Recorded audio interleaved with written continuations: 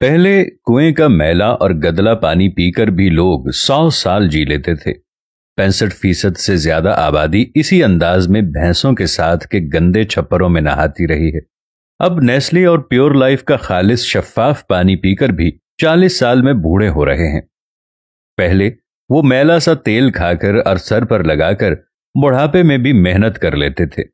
अब हम double filter और जदीद प्लांट पर तैयार करदा कुकिंग ऑयल और घी में पका खाना खाकर जवानी में ही हाँप रहे हैं। पहले वो डले वाला नमक खाकर बीमार नहीं पड़ते थे। अब हम आयोडीन मिला नमक खाकर हाई और लो ब्लड प्रेशर का शिकार हैं। पहले वो नीम, बबूल, कोयले और नमक से दांत चमकाते थे और 80 साल की उम्र तक भी चबा चबा कर खाते थे। अब कोलगेट और डॉक्टर टूथपेस्ट वाले रोज डेंटिस्ट के चक्कर लगाते हैं। पहले सिर्फ रूखी सूखी रोटी खाकर फिट रहते थे। अब बर्गर, चिकन कढ़ाई, शवारमे, विटामिन और फूड सप्लीमेंट खाकर भी कदम नहीं उठाया जाता। पहले लोग पढ़ना लिखना कम जानते थे मगर जाहिल नहीं थे। अब मास्टर्स लेवल होकर भी जहालत की इंतहा पर हैं। पहले हकीम नब्ज पकड़कर बीमारी बता देते थे। अब स्पेशलिस्ट सारी जांच कराने के लिए घर के सारे बर्तन तक बिकवा देते हैं, फिर भी बीमारी नहीं जान पाते।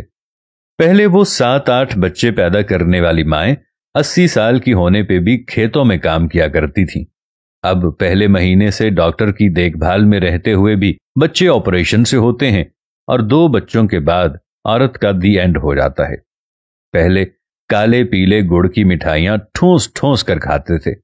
अब मिठाई की बात करने से पहले ही शुगर की बीमारी हो जाती है। पहले बुजुर्गों के कभी घुटने नहीं दुखते थे। अब जवान भी घुटनों और कमर दर्द का शिकार हैं। पहले 100 वॉट के बल्ब सारी रात जलाते और 200 वॉट का टीवी चलाकर भी बिजली का बिल 200 रुपए महीना आता था। अब 5 वॉट का एलईडी एनर्जी सेवर और 30 वॉट के एलईडी टीवी में 2000 फी महीने से कम बिल नहीं आता। पहले खत लिखकर सबकी खबर रखते थे। अब टेलीफोन, मोबाइल फोन, इंटरनेट होकर भी रिश्तेदारों की कोई खैर खबर नहीं होती। पहले गरीब और कम आमदनी वाले भी पूरे कपड़े पहनते थे।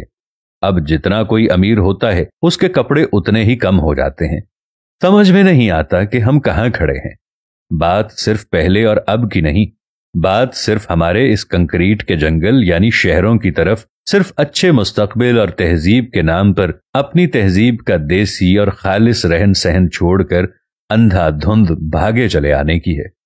अपना खालिस देसीपन तर्क करके महज्जब नजर आने के धोखे में गरीबुल वतनी इख्तियार करके परदेसी हो जाने की है। जिस चीज को हम तरक्की याफ्ता होना समझ रहे हैं वो टेक्नोलॉजी, वो सुहाने मुस्तकबिल के नाम पर धीरे धीरे तसाहुल पसंदी, नाजुक मिजाजी और बज़ाहिर महफूज हो जाने का झांसा देकर अपनी मसनूआत और खिदमात पर खर्च करवाने का आदी बना देने का तरीका है जो 300 साल से सनतकारों ने इख्तियार किया हुआ है, जो आखिर मुफ्त सर्विस फराहम करने के नाम पर भी आपको खुद एक प्रोडक्ट बना के इस्तेमाल करने के काबिल बना लेता है। जैसे मुफ्त कॉल्स, मुफ्त एंटरटेनमेंट और मुफ्त राबिता दरअसल आपका मसनूआत के तौर पर इस्तेमाल है।